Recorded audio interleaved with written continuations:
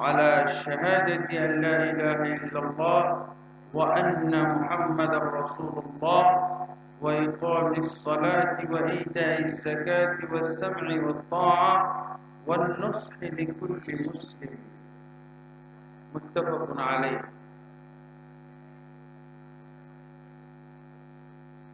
وقال النبي صلى الله عليه وسلم الخلافة 30 سنة ثم تأتي بعدها الملوك رواه أبو داود. الحمد لله জামিয়া সালাফিয়া বীরহাটাবো এলাকার এই নতুন প্রতিষ্ঠানে স্মরণকালের একটি ঐতিহাসিক এই মহাসম্মেলনে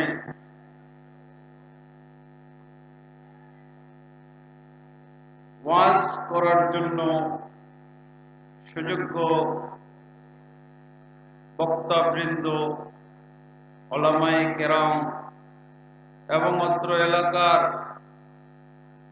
বাংলাদেশের বিভিন্ন এলাকার বিভিন্ন মসজিদ এবং মাদ্রাসার সাথে সংশ্লিষ্ট আমার উলামা, খতাবা, আইম্মা, ভাই বন্ধুগণ এবং অত্র এলাকা সহ বাংলাদেশের বিভিন্ন এলাকা থেকে আগত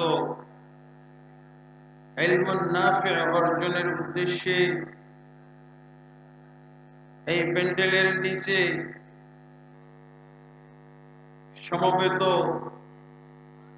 আমার প্রাণপ্রিয় মুসলিম ভাই বন্ধুগণ, অত্র প্রতিষ্ঠানে যারা কর্ণধার, বিশেষভাবে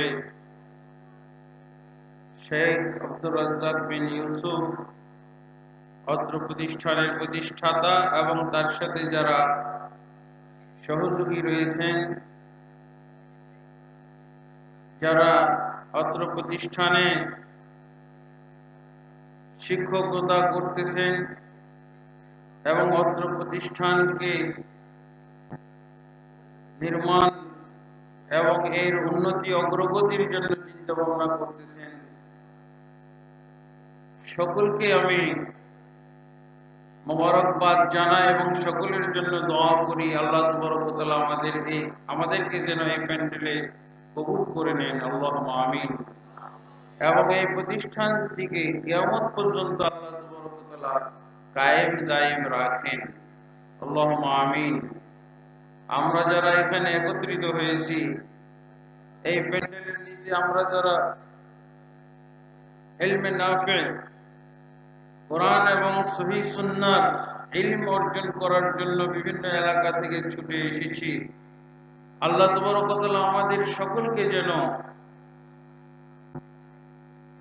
উপকারী ইলম অর্জন করার তৌফিক দান করেন। এবং আমরা যারা এখানে প্যান্ডেলের নিচে একত্রিত হয়েছি, আল্লাহ আমাদের সকলকে যেন এইভাবে জান্নাতে একত্রিত করেন, আল্লাহুম্মা আমিন। বন্ধুগণ, আপনারা শুনেছেন আমার বিষয় বায়াত, খেলাফত, ইমারত ইত্যাদি বিষয় নিয়ে আলোচনা। আমাদের বাংলাদেশের প্রেক্ষাপটে এই বিষয় নিয়ে তেমন আলোচনা হয় না বললেই চলে, আর যা আলোচনা হয় সেই আলোচনাগুলো দিয়ে মানুষ হেদায়েত প্রাপ্ত হওয়ার চাইতে গুমরাহ হয় বেশি বা গুমরাহ হচ্ছে বেশি। তাই আমরা আল্লাহর কাছে দোয়া করি এই বিষয়ে যেন আল্লাহ তাবারক ওয়া তাআলা আমাদেরকে উপকারী ইলম প্রচার করার তৌফিক দান করেন এবং এই বিষয়ে যেন আল্লাহ তাবারক ওয়া তাআলা আমাদেরকে সঠিক জ্ঞান দান করেন, যাতে করে আমরা যেন এই বিষয়ে হেদায়েত প্রাপ্ত হই, আমরা যেন গুমরাহি থেকে ফিরে আসতে পারি। আল্লাহ তাবারক ওয়া তাআলা আমাদের জন্য সেই ব্যবস্থা করে দেন, আল্লাহুম্মা আমিন। সময় অত্যন্ত কম, আলোচনা অত্যন্ত গুরুত্বপূর্ণ, এই আলোচনার জন্য অনেক সময়ের দরকার। বায়াত শব্দটা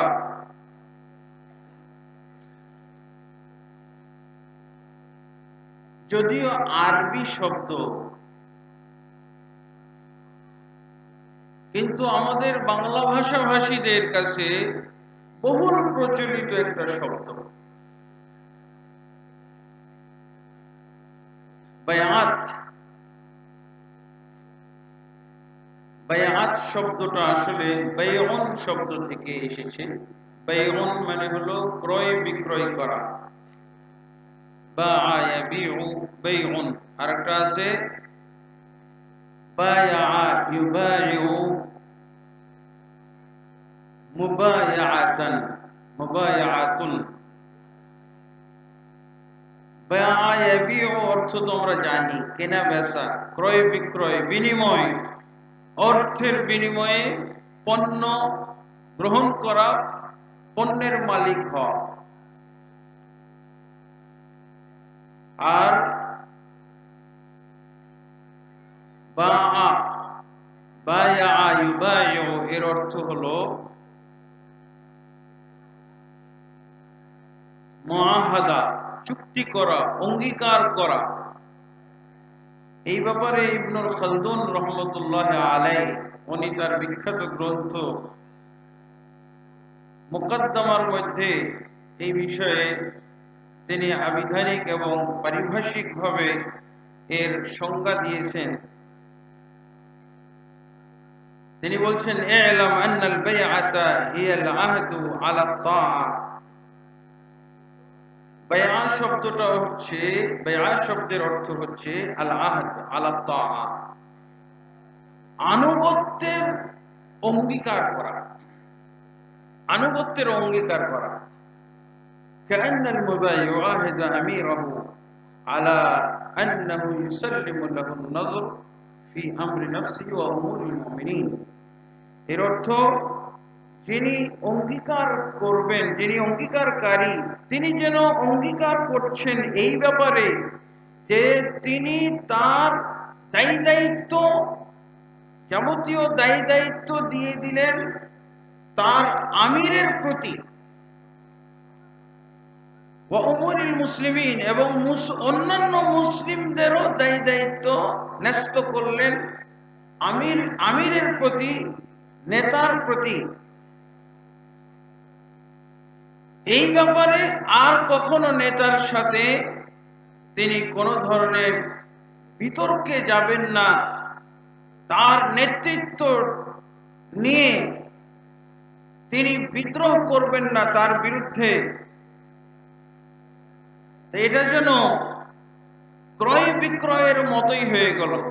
আমিরকে এইরকম, যেমন টাকার বিনিময়ে আমি পণ্যের মালিক হয়ে গেলাম, অথবা টাকা দেওয়ার কারণে আমার পণ্যটা অন্যজন নিয়ে নিল, তো ঠিক আনুগত্যের আমি যখন অঙ্গীকার করলাম তখন আমার দায়ী দায়িত্ব যেন আমিরকে আমি দিয়ে দিলাম, তার আনুগত্যের বাইরে আমি আর যাব না, তারই আনুগত্য করব যতক্ষণ পর্যন্ত তিনি মারুফ, ন্যায় কাজের ভিতরে, ন্যায়ের গণ্ডির ভিতরে আমাকে আদেশ দিবেন অথবা নিষেধ করবেন, তার আনুগত্যের বাইরে যাব না। আদেশ করলে সেই আদেশ পালন করব, নিষেধ করলে সেই নিষেধাজ্ঞা থেকে বিরত থাকব। অর্থাৎ চুক্তি আর অঙ্গীকার, চুক্তি আর অঙ্গীকার করা। আল্লাহ রাসূল সাল্লাল্লাহু আলাইহি ওয়াসাল্লাম এই ধরনের চুক্তি এবং অঙ্গীকার করেছেন, এই মর্মে বিভিন্ন ধরনের কোরআন থেকে দলিল পাওয়া যায়।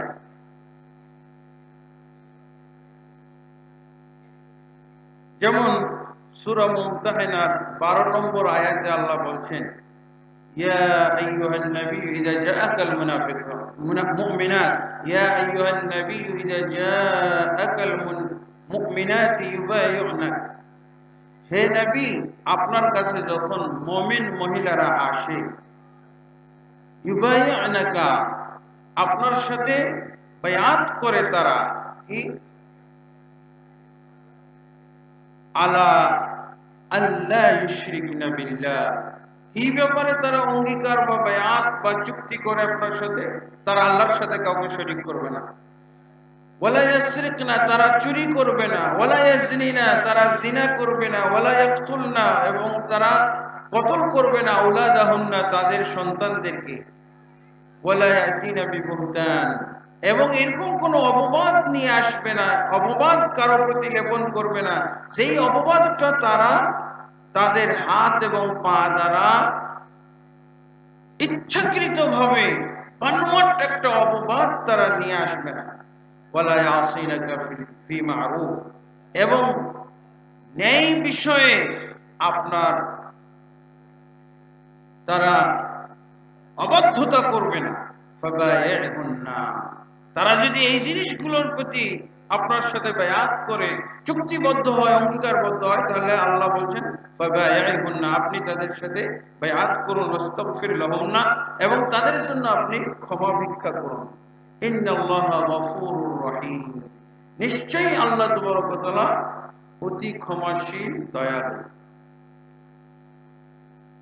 এই যে বায়াত, এখানে সংজ্ঞার মধ্যে ইবনুল খালদুন রাহমাতুল্লাহ আলাইহি সংজ্ঞার মধ্যে একটা কথা উল্লেখ করেছেন, সেটা কি, যে ইতাউল আহদ আলা তাআ, আনুগত্যের উপরে অঙ্গীকার করা, আর আমিরকে তার দায়ী দায়িত্ব ন্যস্ত করে দেওয়া। আমিরকে সংজ্ঞার মধ্যে এই কথাটা নিয়ে আসা হয়েছে।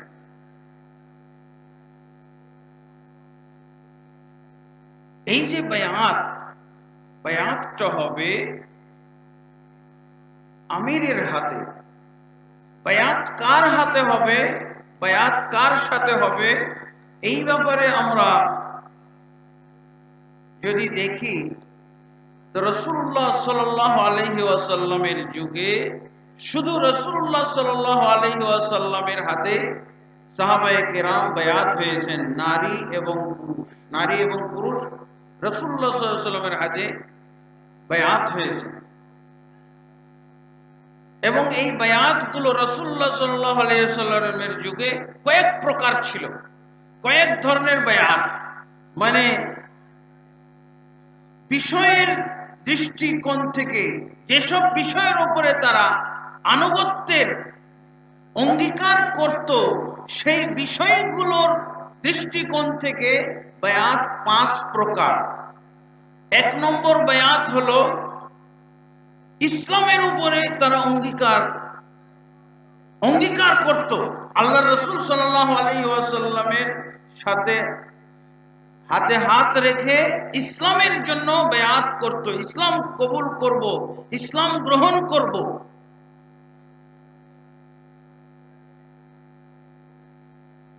এবং এটা বিভিন্ন ভাবে বিস্তারিত ভাবে আছে। যেমন এই মহিলাদের ব্যাপারে সূরা মুমতাহিনার 12 নম্বর আয়াতে আমরা পড়লাম, মহিলারা আল্লাহ রাসূল সাল্লাল্লাহু আলাইহি ওয়াসাল্লামের কাছে বায়াত করেছেন, কিন্তু মহিলা এবং পুরুষের বায়াতের মধ্যে পার্থক্য।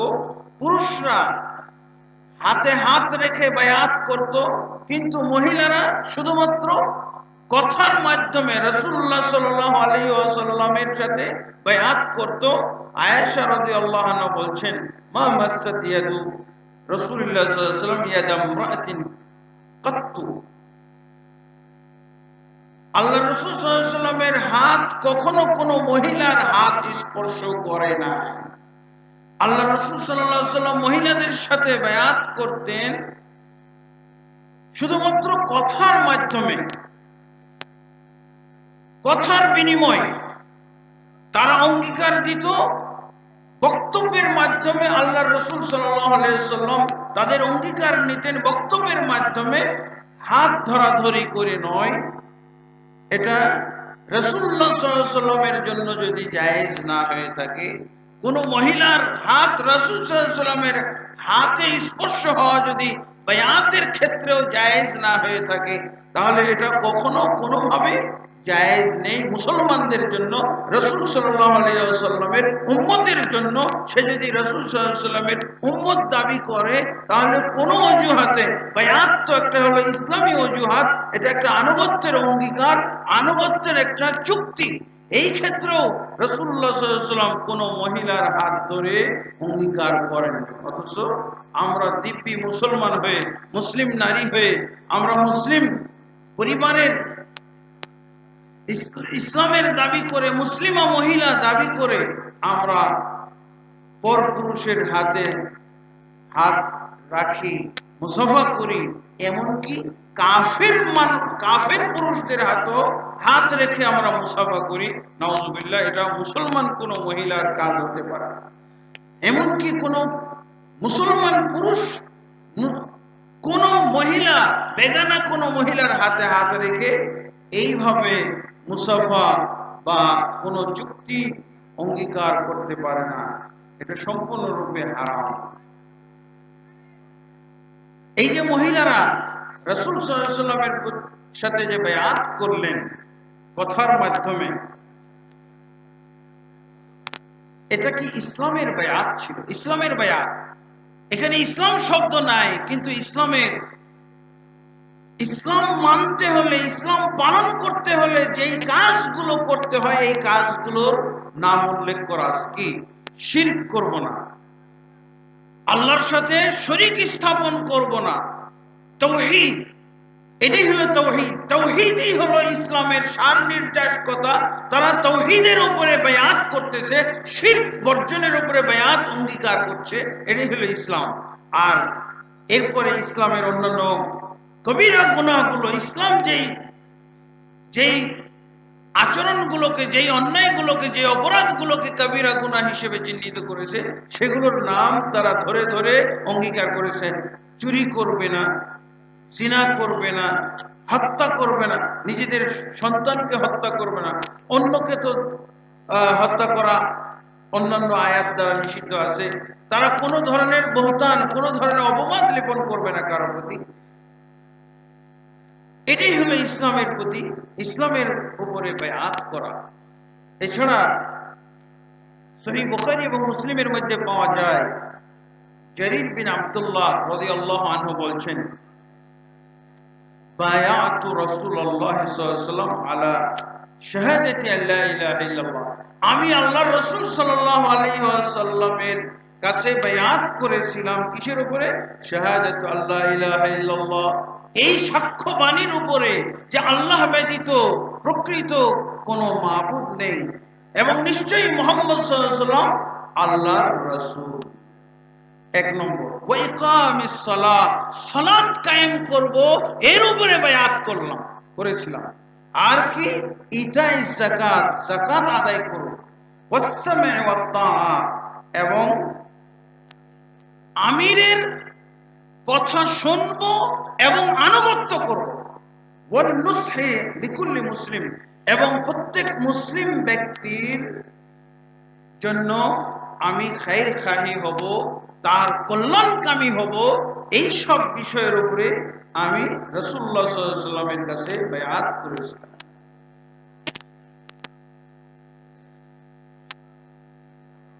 এমনকি আল্লাহর রাসূল সাল্লাল্লাহু আলাইহি ওয়াসাল্লাম অনেক সময় একজনের হাতে বায়াত করে, এই বায়াতটা তিনি যেন তার কওমের কাছ থেকে রাসূল সাল্লাল্লাহু আলাইহি ওয়াসাল্লামের পক্ষে গ্রহণ করেন। দমাদ নামক এক কাফের ব্যক্তি রাসূলুল্লাহ সাল্লাল্লাহু আলাইহি ওয়াসাল্লামের কাছে তার বক্তব্য শুনে সে অভিভূত হয়ে যে, বক্তব্য কি শুনেছিল? খুতবা, রাসূলুল্লাহ সাল্লাল্লাহু আলাইহি ওয়াসাল্লামের খুতবা শুনে সে অভিভূত হয়েছিল।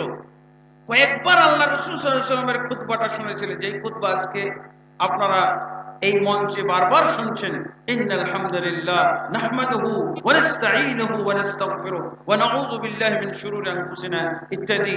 এই যে খুতবা আল্লাহ রাসূল সাল্লাল্লাহু আলাইহি ওয়াসাল্লামের কাছ থেকে শোনার পর সে অভিভূত হয়ে সে যে সমস্ত নবী সাল্লাল্লাহু আলাইহি ওয়াসাল্লামের বিরুদ্ধে অপবাদের কথা শুনেছিল, মুহাম্মদ সাল্লাল্লাহু আলাইহি ওয়াসাল্লামের বিরুদ্ধে যে সমস্ত উৎসারটনা শুনেছিল, মুহাম্মদ সাল্লাল্লাহু আলাইহি ওয়াসাল্লামের বিরুদ্ধে যে সমস্ত আইব ত্রুটি বর্ণনা করা শুনেছিল, এবং আল্লাহ রাসূল সাল্লাল্লাহু আলাইহি ওয়াসাল্লামের ব্যাপারে যে সমস্ত বদনাম শুনেছিল যে উনি জাদুকর, উনি একজন অসুস্থ রোগী, জেনে ধরেছে, তাকে আসর করেছে, জেনে ভর করেছে ইত্যাদি ইত্যাদি, যে তার ব্যাপারে অপপ্রচার হতো, এগুলো ওনার এই খুতবা শুনে তার ধারণা সম্পূর্ণ পাল্টে যায় এবং উনি বুঝতে পারেন যে এই লোকটি এত ভালো মানুষ, এত সুন্দর মানুষ, অথচ তার বিরুদ্ধে এগুলো প্রচারণা হয়েছে। এই জিনিসটা উনি উপলব্ধি করার পর রাসূলুল্লাহ সাল্লাল্লাহু আলাইহি ওয়াসাল্লামের হাতে বায়াত করে তিনি ইসলাম গ্রহণ করেছিলেন। এবং আল্লাহ রাসূল সাল্লাল্লাহু আলাইহি ওয়াসাল্লাম তাকে বললেন যে তুমি তো বায়াত করে ইসলামে দীক্ষিত হলে, লোকটা যেহেতু প্রভাবশালী লোক, লোকটা যেহেতু গ্রহণযোগ্যতা আছে, লোকটার কদর আছে, আল্লাহ রাসূল সাল্লাল্লাহু আলাইহি ওয়াসাল্লাম এরকম একটা সুধারণা থেকে ওই লোকটিকে প্রস্তাব দিলেন যে তুমি তোমার জাতি, তোমার সম্প্রদায়ের পক্ষেও বায়াত করে নাও, তুমি যে তাদেরকে আমার পক্ষে বায়াত করিয়ে ইসলাম ধর্মে দীক্ষিত করবে। তখন উনি বললেন, ওয়াদা কওমি, হে রাসূলুল্লাহ সাল্লাল্লাহু আলাইহি ওয়াসাল্লাম, আপনি আমাকে আমার সম্প্রদায়ের পক্ষেও বায়াত করিয়ে নিন, অঙ্গীকার করান, আমি তাদেরকে ইসলাম ধর্ম দীক্ষিত করার জন্য আপনার পক্ষে কাজ করব, আপনার পক্ষে বায়াত তাদের কাছ থেকে আমি নিয়ে নিব। আলহামদুলিল্লাহ, উনি সফল একজন ব্যক্তি ছিলেন। তাহলে এটা হলো ইসলামের পক্ষে। আল্লাহ রাসূল সাল্লাল্লাহু আলাইহি ওয়াসাল্লাম এই ব্যাপারে বায়াত এভাবেও করেছেন। 10 জনের একটা টিম আল্লাহ রাসূল সাল্লাল্লাহু আলাইহি ওয়াসাল্লামের, কাফেরদের 10 জনের একটা দল আল্লাহ রাসূল সাল্লাল্লাহু আলাইহি ওয়াসাল্লামের কাছে আসলেন। এসে কি বললেন?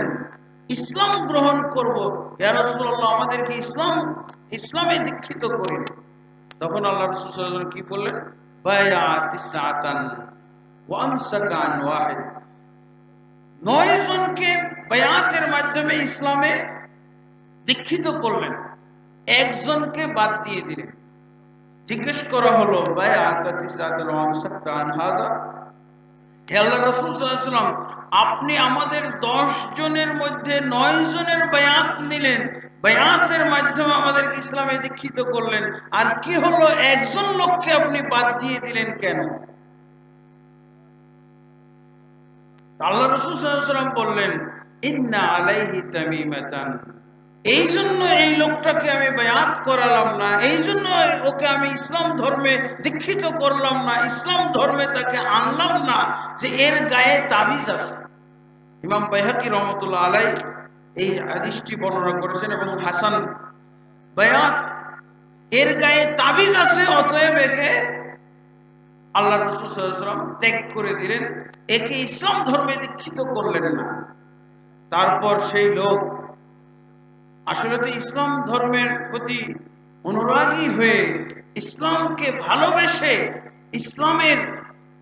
ইসলামের সৌন্দর্যে সে মোহিত হয়ে কিন্তু এসেছিল, এই জন্য সে বঞ্চিত হতে চায় নাই। সে সাথে সাথে যথাস্থানে হাত ঢুকিয়ে তাবিজ ছিঁড়ে ফেলে নিক্ষেপ করলো। তখন আল্লাহ রাসূল সাল্লাল্লাহু আলাইহি ওয়াসাল্লাম তারও বায়াত নিয়ে তাকে ইসলাম ধর্মে দীক্ষিত করলেন। ফলে কি হলো? সেই ব্যক্তিও ইসলামের সুশীতল ছায়াতলে জায়গা পেয়ে গেল। এবং সেই দিনই আল্লাহ রাসূল সাল্লাল্লাহু আলাইহি ওয়াসাল্লাম এই হাদিসটা বলেছিলেন, মান তাআল্লাকা তামিমাতান ফাকাদ আশরাকা, যে ব্যক্তি তার গায়ে তাবিজ ধারণ করবে, তাবিজ ঝুলাবে, সে ব্যক্তি অবশ্যই শিরকে নিমজ্জিত হবে, তাবিজ কত মারাত্মক জিনিস, যে আল্লাহ রাসূল সাল্লাল্লাহু আলাইহি ওয়াসাল্লাম বায়াতের মাধ্যমে 9 জনকে ইসলাম ধর্মে দীক্ষিত করলেন, কিন্তু তাবিজ থাকার কারণে তাকে ইসলাম ধর্মেই নিলেন না। মানে তাবিজ এত বড়টা অপরাধ আল্লাহ রাসূল সাল্লাল্লাহু আলাইহি ওয়াসাল্লামের দৃষ্টিতে যে একে ইসলাম ধর্মেই নেওয়া যায় না। অথচ আমাদের সমাজের অনেক হুজুর, অনেক ইমাম, অনেক পীর, অনেক মুর্শিদ তারা মসজিদে বসতে, মসজিদের হুজরায় বসে বসে এত বড় অন্যায় কাজটা করে থাকেন। সেই অন্যায় করার কারণে রাসূলুল্লাহ সাল্লাল্লাহু আলাইহি ওয়াসাল্লাম ইসলাম ধর্মেই দীক্ষিত করলেন। আল্লাহ আমাদেরকে হেদায়েত দান করুন। উল্টো আমরা এর পক্ষে, তাবিজের পক্ষে সাফাই গাই। আল্লাহ তাবারক ওয়া তাআলা এই সমস্ত হুজুরদেরকে হেদায়েত দান করুন, আল্লাহুম্মা আমিন। এরপরে হলো আরেক প্রকার বায়াত, এটা হলো সাহায্য সহযোগিতার বায়াত। রাসূলুল্লাহ সাল্লাল্লাহু আলাইহি ওয়াসাল্লাম মক্কাতে যখন দ্বিতীয় বায়াত করেছেন, বায়াতুল আকাবা সানিয়া, দ্বিতীয় বায়াত, 35 জন পুরুষ এবং 2 জন মহিলা, এদেরকে বায়াত করিয়েছিলেন আল্লাহ রাসূল সাল্লাল্লাহু আলাইহি ওয়াসাল্লাম। সেটা কিসের ব্যাপারে? ডাইরেক্ট ইসলামের ব্যাপারে বায়াত করান। কিসের উপরে বায়াত করেছিলেন? বলেছিলেন যে তোমরা কি শত্রুদের থেকে আমার শত্রুদেরকে দমনের ব্যাপারে এবং আমাকে সাহায্য করার ব্যাপারে বায়াত করবে, যেমন ভাবে তোমাদের পরিবার পরিজনকে শত্রু থেকে রক্ষা করতে যেমন তোমরা বদ্ধপরিকর, তোমরা আমাকে কি এইভাবে শত্রুদের অনিষ্ট থেকে, শত্রুদের হামলা থেকে, শত্রুদের বিভিন্ন ধরনের হুমকি থেকে রক্ষার ব্যাপারে বায়াত করবে? তখন যে সাহাবীগণ মদিনার থেকে গিয়েছিলেন এবং বায়াতুল আকাবা সানিয়াতে যোগ দিয়েছিলেন, তারা সবাই এই মর্মে অঙ্গীকার করেছিলেন, বায়াত করেছিলেন, হ্যাঁ আল্লাহর রাসূল সাল্লাল্লাহু আলাইহি ওয়াসাল্লাম, আপনাকে আমরা আমাদের পরিবার পরিজনের মতো করেই শত্রুদের দমন করব এবং আপনার উপরে যে কোনো ধরনের হুমকি আমরা ঠেকানোর জন্য বদ্ধপরিকর। এটাকে বলা হয় বায়াত আলান নুসরা ওয়াল মানা। বায়াত আরেক প্রকার, তৃতীয় প্রকার বায়াত হলো বায়াত আলাল জিহাদ, জিহাদের উপরে বায়াত করা, যুদ্ধের উপরে বায়াত করা। রাসূলুল্লাহ সাল্লাল্লাহু আলাইহি ওয়াসাল্লাম সেই সময় বায়াত করতেন। এই ব্যাপারে তো আল্লাহ কোরআন মাজিদে বলেছেন, সূরা তাওবার 111 নম্বর আয়াতে আল্লাহ বলেছেন, ইন্নাল্লাহা আশতারা মিনাল মুমিনিনা আনফুসাহুম ওয়া আমওয়ালাহুম বিআন্না লাহুমুল জান্নাহ, নিশ্চয়ই আল্লাহ ক্রয় করে নিয়েছেন মুমিনদের থেকে তাদের জান এবং মালকে, বিআন্না লাহুমুল জান্নাহ, জান্নাতের বিনিময়ে। জান্নাতের বিনিময়ে। জিহাদের কথা তো আর এখন বলা যাচ্ছে না, জিহাদ তো মানসুখ হয়ে গেছে নাকি? হ্যাঁ, জিহাদের উপরে রাসূলুল্লাহ সাল্লাল্লাহু আলাইহি ওয়াসাল্লাম বায়াত নিয়েছিলেন, বায়াত করেছিলেন। জিহাদ মানসুখ হয়ে যায় নাই। জিহাদের নামে আমাদের সমাজে যে তৎপরতা চলছে সেটা অবশ্যই মানসুখ, সেটা অবশ্যই অগ্রহণযোগ্য, সেটা অবশ্যই বিদআত। জিহাদ যেমন সৎ আমল, জিহাদের ক্ষেত্রে অনিয়ম করা হলে ওটাকে বিদআত বলা হয়, আর সামাজিক নাম তার হলো সন্ত্রাসী কাজ। জিহাদ কোরআনে আছে, জিহাদ তো হাদিসে আছে, কিয়ামত পর্যন্ত থাকবে। আল জিহাদু মাযিন ইলা ইয়াউমিল কিয়ামা, কিয়ামত পর্যন্ত জিহাদ চলবে। কিন্তু জিহাদের শুধু ফজিলত দেখে জিহাদের মাঠে, জিহাদের নামে লাফিয়ে পড়লে হবে না। ফজিলত শুনলে আর আদেশ শুনলে জিহাদের জন্য লাফিয়ে পড়লে হবে না। জিহাদের নিয়ম কানুনও জানতে হবে, জিহাদের সময় এবং প্রেক্ষাপট জানতে হবে। অন্যথায় জিহাদের যদি নিয়ম কানুন এবং প্রেক্ষাপট না জানেন, তাহলে সেই ক্ষেত্রে কি হবে? জিহাদ বেদাত হবে, আর সামাজিক নাম হবে সন্ত্রাসী কাজ। যেটা হচ্ছে আমাদের সমাজে। বন্ধুগণ, রাসূলুল্লাহ সাল্লাল্লাহু আলাইহি ওয়াসাল্লাম এরকম জিহাদের উপরে বায়াত নিয়েছিলেন, যেটা কোরআনের ভিতরে পাওয়া যায়। সূরা ফাতহের ভিতরে ইন্নাল্লাযীনা ইউবাইউনাকা তাহতা আশ-শাজারাতি, মানে বায়াতুর রিজওয়ান, হুদাইবিয়ার সন্ধির সময় যে বায়াত আল্লাহ রাসূল সাল্লাল্লাহু আলাইহি ওয়াসাল্লাম নিয়েছিলেন, সেটা ছিল একটি বায়াত। ইন্নামা ইউবাইউনাল্লাহ, ইন্নাল্লাযীনা ইউবাইউনাকা ইন্নামা ইউবাইউনাল্লাহ। হে রাসূল, তোমার সাথে যারা বায়াত করছে, বায়াতুর রিজওয়ানের কথা বলা হয়েছে সূরা ফাতহের 10 নম্বর আয়াতে। এই ঘটনাটা হুদাইবিয়ার সন্ধির সময়, যখন হুদাইবিয়ার ঘটনা, মক্কায় রাসূলুল্লাহ সাল্লাল্লাহু আলাইহি ওয়াসাল্লামকে ঢুকতে দেওয়া হলো না, উমরা করতে দেওয়া হলো না, তখন উল্টা আল্লাহ রাসূল সাল্লাল্লাহু আলাইহি ওয়াসাল্লামের জামাই ওসমান রাদিয়াল্লাহু আনহুকে আটকে রাখা হলো, সমঝোতার জন্য গেলেন, আটকে রাখা হলো। সেই সময় রাসূলুল্লাহ সাল্লাল্লাহু আলাইহি ওয়াসাল্লাম তৎক্ষণাৎ জিহাদের সিদ্ধান্ত নিয়েছিলেন। সেই জিহাদের ব্যাপারে আল্লাহ রাসূল সাল্লাল্লাহু আলাইহি ওয়াসাল্লাম বায়াত নিয়েছিলেন, বলেছিলেন। তখন ওই ব্যাপারে আল্লাহ কোরআন নাযিল করেছেন সূরা ফাতহের 10 নম্বর আয়াত, ইন্নাল্লাযীনা ইউবাইউনাকা ইন্নামা ইউবাইউনাল্লাহ। নিশ্চয়ই যারা তোমার সাথে আজকে বায়াত করতেছে, এরা মূলত আল্লাহর সাথেই বায়াত করতেছে। আল্লাহর সন্তুষ্টি এই বায়াতের সাথে আছে, আল্লাহর সমর্থন এই বায়াতের প্রতি রয়েছে। কিন্তু আল্লাহ তাবারক ওয়া তাআলা এই বায়াত জিহাদের উপরে বায়াত ছিল, কিন্তু আল্লাহ তাবারক ওয়া তাআলা নিজেই এই জিহাদের সিদ্ধান্তকে পাল্টে দিয়েছিলেন। আল্লাহ তাবারক ওয়া তাআলা নিষেধ করে দিয়েছিলেন।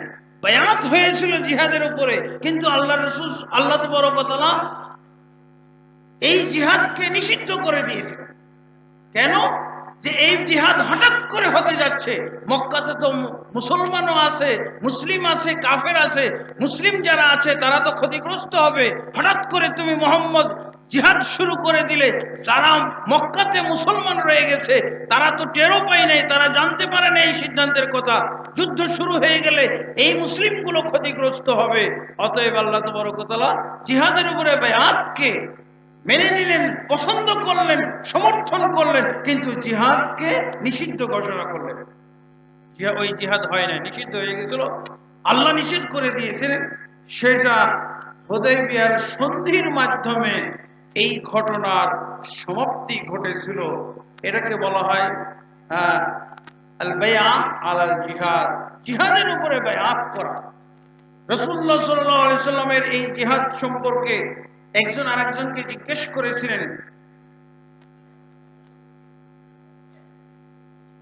তোমরা কিসের উপরে জিহাদ, হুদাইবিয়ার সন্ধির সময় কিসের উপরে বায়াত করেছিলে?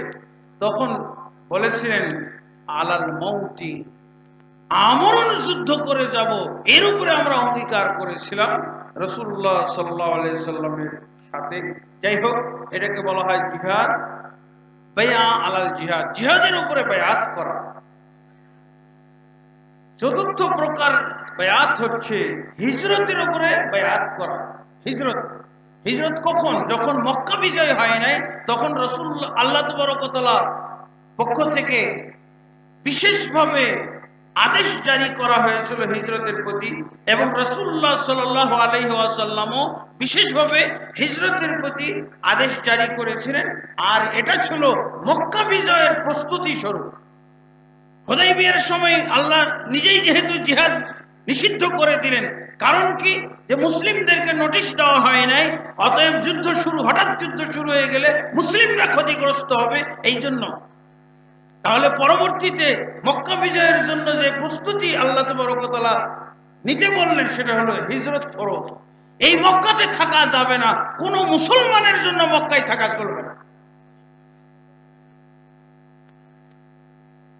এক ব্যক্তি মুজাশশি বিন মাসউদ, মক্কা বিজয়ের পর সে এসেছে কিসের জন্য? ইয়া রাসূলুল্লাহ, আমার ভাইয়ের আপনি বায়াত নেন। কিসের বায়াত? হিজরতের বায়াত। সে হিজরত করে না। তো আল্লাহ রাসূল সাল্লাল্লাহু আলাইহি ওয়াসাল্লাম তাকে জিজ্ঞেস করলেন, যাহাবা আহলুল হিজরা বিমা ফিহা, আহলুল হিজরা যারা হিজরতকারী, তারা হিজরতের মধ্যে যে গুরুত্ব ছিল, যে ফজিলত ছিল, সেটা তারা নিয়ে গেছে।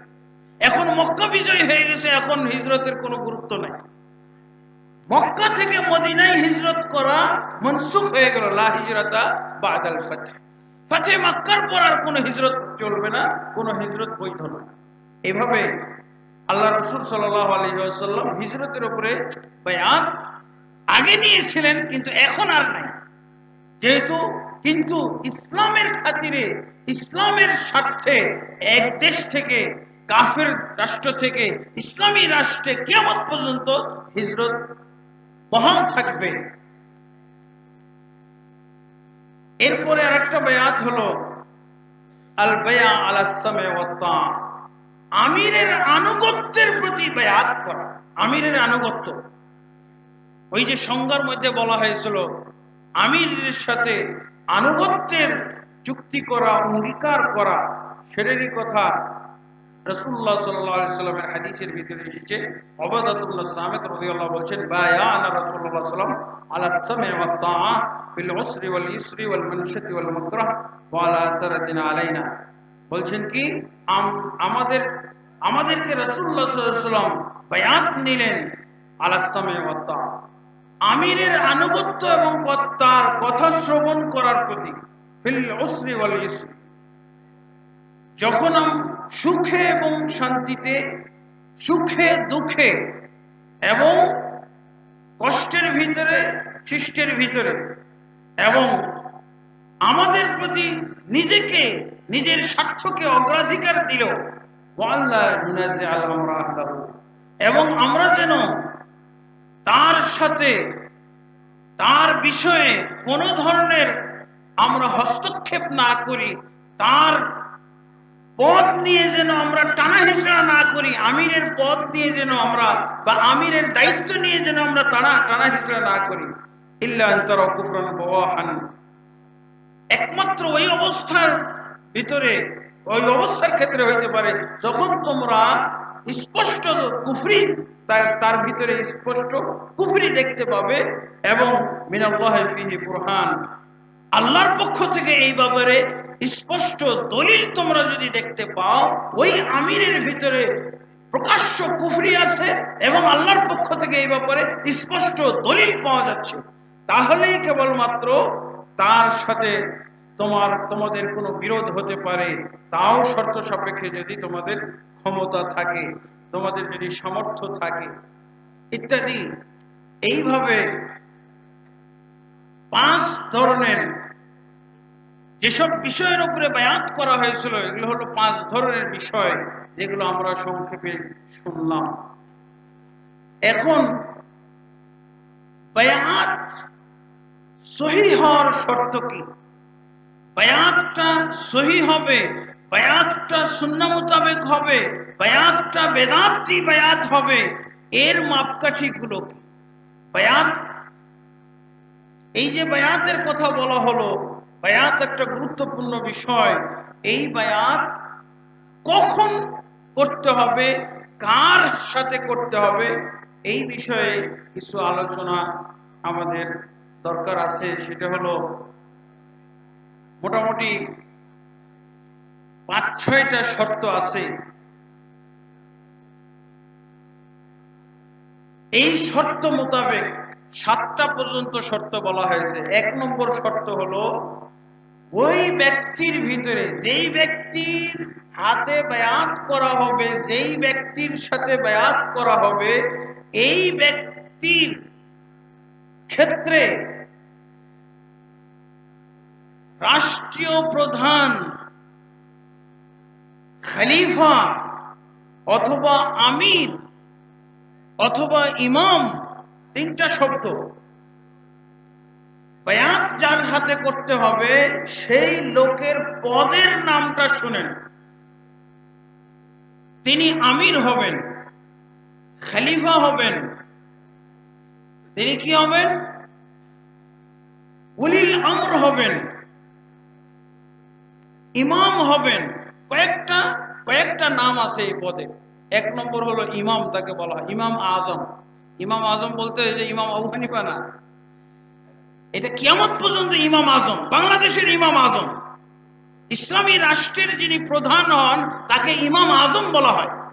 বোঝা গেছে? কিয়ামত পর্যন্ত এই পদটা রয়েছে, থাকবে ইমাম আজম। আর শুধু ইমাম, মসজিদের ইমাম, হুজুর মসজিদের ইমাম, আর রাষ্ট্রের যিনি প্রধান হবেন তার লকব হলো ইমাম আজম, সবচেয়ে বড় ইমাম, কেন্দ্রীয় ইমাম। আর একটা হলো, তাহলে বায়াত কার জন্য? বায়াত হলো ইমাম আজমের জন্য। 1 নম্বর শর্ত এটা, দেখছেন? যে কোনো আকীদার গ্রন্থ খুলবেন, যে কোনো আকীদার বিষয়ে আপনি আলোচনা করবেন, এবং ইমারত, খিলাফত এবং বায়াত বিষয়ে আপনি জ্ঞান অর্জনের জন্য যে কোনো আপনি নির্ভরযোগ্য কিতাব, নির্ভরযোগ্য আলেমদের লেখা কিতাব আপনি পড়বেন, সেখানে এই শর্তটা পাবেন। বায়াত শুদ্ধ হওয়ার জন্য ইমাম হওয়া শর্ত। কেউ বলেছেন ইমামের যত গুণাবলী আছে ওই গুণাবলী সহ ওই ব্যক্তি থাকা শর্ত। ইমামের কতগুলো গুণাবলী আছে? অনেকগুলো, প্রায় 10-15টা ইমামের গুণাবলী আছে। এই গুণাবলীগুলো যদি তার ভিতরে থাকে, ইমাম হতে হবে, ইমাম আজম।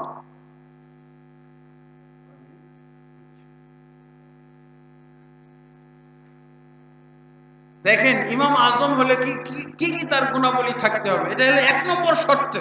1 নম্বর শর্তে বলা হয়েছে যে তার ভিতরে ইমাম আজমের যে গুণাবলীগুলো রয়েছে এই গুণাবলীগুলো তার মধ্যে থাকতে হবে। 1 নম্বর কি? ইসলাম। সে ইসলাম পালনকারী কিনা। ইসলাম বলতে আবার ওই যে নাম ইসলাম তা না, ইসলাম উদ্দিন নাম রেখে দিন আমরা, হ্যাঁ, সুন্দরী নাম রেখে দিই, কুশ্রী মানুষ, কিন্তু ইসলাম। ইসলাম বলতে যে ইসলামের যে রুকনগুলো আছে, 5টা রুকন, এই রুকন গুলো সম্পূর্ণ বিদ্যমান তার ভিতরে, এরকম লোক। 1 নম্বর এটা শর্ত। 2 নম্বর বালেগ। 3 নম্বর আকেল, বিবেকবান, কোন পাগল ছাগলকে হবে না, হইতে পারবে না। 4 নম্বর স্বাধীন থাকবে, কোন দাস হইতে পারবে না, দাস ব্যক্তি, কৃতদাস ব্যক্তি হইতে পারবে না। তারপরে পুরুষ হইতে হবে, কোন নারী হইতে পারবে না। রাষ্ট্রের প্রধান যার বায়াত করা হবে, 4র্থ শর্ত, 5ম শর্ত হলো তাকে অবশ্যই কি হতে হবে? পুরুষ ব্যক্তি হতে হবে, কোন নারী হইতে পারবে না। তারপরে 6 নম্বর শর্ত, আলেম হইতে হবে। এখন আলেমের ব্যাপারে মতভেদ আছে, মুজতাহিদ আলেম না সাধারণ আলেম হলেও চলে, অন্যান্য আলেমদের সহযোগিতা নিয়ে চলেন, এটা নিয়ে মতভেদ আছে। তবে কথা হলো যদি উনি খলিফা বা আমিরুল মুমিনিন, বুঝছেন তো, বায়াত কার জন্য হবে? এই 3 শব্দের একই নির্দেশনা।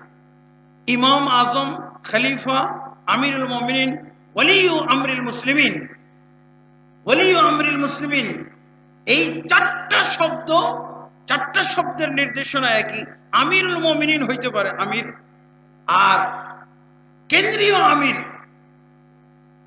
তারপরে হলো আদালত থাকতে হবে। আদালত মানে ন্যায় নিষ্ঠতা, তার চারিত্রিক দোষ ত্রুটি থেকে মুক্ত হইতে হবে, চারিত্রিক গুণাবলী সুন্দর হইতে হবে। যে সমস্ত গুণাবলীর কারণে চরিত্র নষ্ট ধরা হয়, এগুলো যেন তার ভিতরে না থাকে। তারপরে তার শারীরিক এবং মানসিক যোগ্যতা থাকতে হবে। শারীরিক এবং মানসিক যোগ্যতা, শারীরিক যোগ্য, ল্যাংড়া খোড়া হলে চলবে না, অন্ধ হলে চলবে না, বধির হলে চলবে না। তারপরে মানসিকভাবে যোগ্যতা, ভীতু মানুষ, সবচেয়ে তেলাপোকা দেখেও ভয় পায়, সাধারণ মানুষ দেখেও ভয় পায়, ভয় ভীতির ভিতরে, যাই হোক। তারপরে তার ইমাম হওয়ার জন্য লালায়িত থাকবে না। ওই ব্যক্তি ইমাম হওয়ার, রাষ্ট্রপতি হওয়ার জন্য লালায়িত হবে না। যদি লালায়িত থাকে তাহলে সেও অযোগ্য। তারপরে 11 নম্বর গুণ, কুরাইশ হইতে হবে। কুরাইশ হতে হবে যদি থাকে কুরাইশ, কিন্তু কুরাইশ যদি না থাকে তাহলে কুরাইশ ছাড়াও চলবে। রাসূলুল্লাহ সাল্লাল্লাহু আলাইহি ওয়াসাল্লাম বলছেন না, যদি একজন হাবশী গোলামও তোমাদের নেতৃত্ব দেয় তার তোমরা আনুগত্য করবে যদি সে কিতাবুল্লাহ দিয়ে তোমাদেরকে পরিচালনা করে। 11 নম্বর গুণ, এইটা মোটামুটি এইভাবে আরো এগুলো যদি আমরা ভাগ করি তাহলে আরো কিছু বের হবে, সেই দিকে আমরা যাচ্ছি না। তাহলে বোঝা গেল যে এই 1 নম্বর শর্ত, যেটা 1 নম্বর শর্তের মধ্যে 11টা গুণ বিশিষ্ট ব্যক্তি যোগ্য হবে বায়াতের জন্য। আর বায়াত 2 নম্বর শর্ত হলো যার বায়াত করা হবে আহলুল হাল্লি ওয়াল আকদরা, অবশ্যই বিবেকবান বিচক্ষণ লোকেরা যাকে খলিফা বা আমির হিসেবে গণ্য করেছে। বিচক্ষণ লোকেরা, আহলুল হাল্লি ওয়াল আকদ, দেশের মেধা, ইলম, কোরআন সুন্নাহর জ্ঞান সম্পন্ন, কোরআন সুন্নাহর জ্ঞানে পরিপক্ক লোকেরা যাকে ইমাম বলে যোগ্য মনে করেছে। গণতান্ত্রিক কায়দায় নয়, ঠিক আছে, খালি ভোট দিয়ে তাকে যোগ্য করে তোলা হলো এটা না।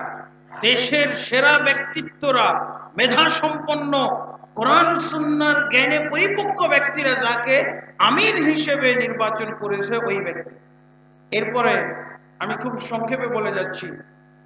3 নম্বর শর্ত হলো আমির যেন এমন ব্যক্তি হন যিনি পদটা, তার প্রতি পদটার প্রস্তাব দেওয়া হয়েছে, উনি গ্রহণ করেছেন। পদের প্রস্তাব দেওয়া হয়েছে, পদ তো সে নিবে না, কিন্তু প্রস্তাবও দেওয়া হয় নাই। উনি লুকিয়ে আছেন গুহায়, পাহাড়ে, জঙ্গলে লুকিয়ে আছেন, উনি আমির নির্বাচন হয়ে গেছেন, এটা হবে না, ঠিক আছে। ওনাকে অবশ্যই হতে হবে। আরেকটা হলো প্রকাশ্য ব্যক্তি হইতে হবে এবং প্রকাশ্যে তিনি প্রস্তাব পাবেন এবং প্রস্তাবটা গ্রহণ করবেন। গ্রহণ করেননি তাহলে হবে না। 4 নম্বর শর্ত হলো যে বায়াতকারী একজন হতে হবে। যিনি বায়াত করাবেন তার সংখ্যা কয়জন হতে হবে? একজন হতে হবে, বাধ্যতামূলক একজন। 2 জন হলে উনি আর দুনিয়াতেও থাকতে পারবেন। রাসূলুল্লাহ সাল্লাল্লাহু আলাইহি ওয়াসাল্লাম বলছেন, মুসলিম শরীফের হাদিস, ইযা বুইয়া লি খলিফাতাইনি ফাকতুরুল আখিরা মিনহুমা, যখন 2 জন খলিফার বায়াত করা হয়, 2 জনের মধ্যে যে দ্বিতীয় বলে প্রমাণিত হবে তারিখ, ডেটের মাধ্যমে, তাহলে ওই দ্বিতীয় জনকে হত্যা করে ফেলো। তাহলে কয়জন থাকবে? একজন। বায়াতকারী ব্যক্তি একজন হবেন। বায়াতের অনেক গুরুত্ব আছে, ওগুলো বলতে পারি নাই, ওগুলো সময় নাই। রাসূলুল্লাহ সাল্লাল্লাহু আলাইহি ওয়াসাল্লাম বলছেন, মান মাতা ওয়া লাইসা ফি উনুকি বায়াতুন মাতা মাইতাতান জাহিলিয়া, যে ব্যক্তি মৃত্যুবরণ করবে এমত অবস্থায়, সহিহ বুখারী মুসলিমের হাদিস, এমত অবস্থায় যে তার ঘাড়ে কারো বায়াত ছিল না, ওই ব্যক্তির মৃত্যু হবে জাহিলি মৃত্যু। তো জাহিলি মৃত্যু হবে, তাহলে আমার তো বায়াত করা জরুরি, কিন্তু বায়াত করা জরুরি হলে ওই লোকটা যার বায়াত করব, যার হাতে বায়াত করব, ওই লোকটা একজন হতে হবে দেশের মধ্যে। তার মানে এমন এক পদের অধিকারী ব্যক্তি যেই পদটা একটাই থাকে। রাষ্ট্রপতি কয়জন হয়? একজন হয়। খলিফা কয়জন হয়? একজন হয়। খলিফা, আমিরুল মুমিনিন, দেশের আমির একজন হয়, এই ব্যক্তি। এবং আরেকটা জিনিস জেনে রাখলে, একজন থাকবে। রাসূলের যুগে দ্বিতীয় জন কেউ বায়াত নিয়েছিল, দ্বিতীয় জন আরো কেউ বায়াত করতো, আবু বকর। আল্লাহ রাসূলের মৃত্যুর পর আবু বকর ছাড়া আর কেউ বায়াত নিয়েছিলেন দ্বিতীয় ব্যক্তি? না। আবু বকর রাদিয়াল্লাহু আনহু মৃত্যুর পর ওমর ইবনে খাত্তাব যে খলিফা হলেন, বায়াত আর দ্বিতীয় ব্যক্তি কেউ নিয়েছিল? না। ওসমানের সময় উনি ছাড়া আর কেউ বায়াত নেননি। অতএব বোঝা গেল যে বায়াত তখন আমার জন্য ফরজ যখন ওই একক পদের অধিকারী একক ব্যক্তি যখন দেশে থাকবে। অনেক সময় এরা বিভ্রান্ত করে থাকে। এই বায়াতকারীরা আমাদের দেশে কিন্তু অনেক হাজার হাজার বায়াত, হাজার হাজার মানুষের হাতে বায়াত হয়। কেউ তো সংগঠনের আমির, কেউ তো হলো পীর, কেউ মুর্শিদ, কেউ ওই দরবারওয়ালা, কেউ খানকাওয়ালা, কেউ খানকিওয়ালা। এইভাবে দেখা যায় যে শেষ। হ্যাঁ, এরকম সবাই বায়াত নিচ্ছে, হাজার হাজার লোক। রাসূলুল্লাহ সাল্লাল্লাহু আলাইহি ওয়াসাল্লাম কি বলছেন যে একজন রেখে বাকিদেরকে হত্যা করতে হবে। একজন রেখে, যিনি প্রভাবশালী, যিনি সমস্ত আমিরকে কি দমন করতে পারেন, এরকম একজনকে পাওয়ারফুল ধরে শুধু তার হাতে বায়াত করে বাকিগুলোকে হত্যা করতে হবে। এই হলো রাসূলুল্লাহ সাল্লাল্লাহু আলাইহি ওয়াসাল্লামের নির্দেশনা, এই হলো রাসূলুল্লাহ সাল্লাল্লাহু আলাইহি ওয়াসাল্লামের হাদিসের ফয়সালা। এই জন্য দ্বিতীয় ব্যক্তি হইতে পারবে না। বোঝা গেছে? এটা হলো একমাত্র রাষ্ট্রের প্রধান, ইসলামী রাষ্ট্রের প্রধানের জন্য। যদি ইসলামী রাষ্ট্র থাকে তাহলে ওই ব্যক্তির হাতে বায়াত হইতে হবে। অনেকে বলেন যে তাহলে তুমি জাহিলি মৃত্যু বরণ করবে। আমরা তো জাহিলি মৃত্যু ঠেকানোর জন্য বিভিন্ন দরবার খুলে বসেছি, বায়াতের ব্যবস্থা করেছি। এটা কি? এটা একটা বোকামি যুক্তি। আমার আমির নাই তো আমার বায়াত কেন আছে? আমার টাকা পয়সা না থাকলে কি যাকাত দিতে হবে? টাকা পয়সা না থাকলে কি আমার হজ করতে হবে? আমার ওযু করার সময় কি হাত কাটা থাকলে হাত ধুইতে হবে? কেন এগুলো লাগছে না? আমার জিনিসই নাই তো আমি কিসের এগুলো করব? আমার হাত নাই তো কিসের হাত ধোবো? আমার মাল নাই তো যাকাত দেবো কেন? আমার মাল নাই তো হজ করব কেন? এই হুজুরদের এই হলো অযৌক্তিক কতগুলো গুমরাহি যুক্তি, যে তোমরা জাহিলি মৃত্যু ঠেকানোর জন্য আমার হাতে বায়াত করো। ওই লোকই তো না। ঠিক আছে, আর একটা শেষ, আলহামদুলিল্লাহ, আমি এরপরে কিতাবুল্লাহ এবং সুন্নাতে রাসূলের উপরে বায়াত হবে। যারা আল্লাহর এবং আল্লাহর কিতাব রাসূলের সুন্নাত দ্বারা রাষ্ট্র পরিচালনা করে, এদের বায়াত হবে। যারা অন্য কিছুর দ্বারা, তরিকা দ্বারা, মাযহাব দ্বারা, তারপরে ওই অন্যান্য কিছু দ্বারা, অন্যান্য জিনিস দ্বারা যারা পরিচালনা করবে, তাদের বায়াত করা যাবে। মা ইয়াকুদুকুম বিকিতাবিল্লাহি, যারা তোমাদেরকে আল্লাহর কিতাব দ্বারা পরিচালনা করবে তাদের তোমরা আনুগত্য করো। আলহামদুলিল্লাহ, এই হলো সর্বশেষ কথা। আলহামদুলিল্লাহ, বিষয় অনেক গুরুত্বপূর্ণ, কথাও রয়েছিল অনেক, কিন্তু সময় স্বল্পতার কারণে সীমিত সময়ের মধ্যে শেষ করতে হবে বলে এলোপাথারি ভাবে কিছু কথা এই বিষয়ে আপনাদের সামনে পরিবেশন করলাম। আল্লাহ তাবারক ওয়া তাআলা এই সংক্ষিপ্ত কথায় আমাদেরকে বরকত দান করুন, হেদায়েত দান করুন। আল্লাহুম্মা আমিন। আস্তাগফিরুল্লাহ লি ওয়া লাকুম লিসাইরিল মুসলিমিন ফাস্তাগফিরু ইন্নাহু হুয়াল গফুরুর রহিম। সুবহানাকা আল্লাহুম্মা ওয়া বিহামদিকা আশহাদু আল্লা ইলাহা ইল্লা আনতা আস্তাগফিরুকা ওয়া আতুবু ইলাইক।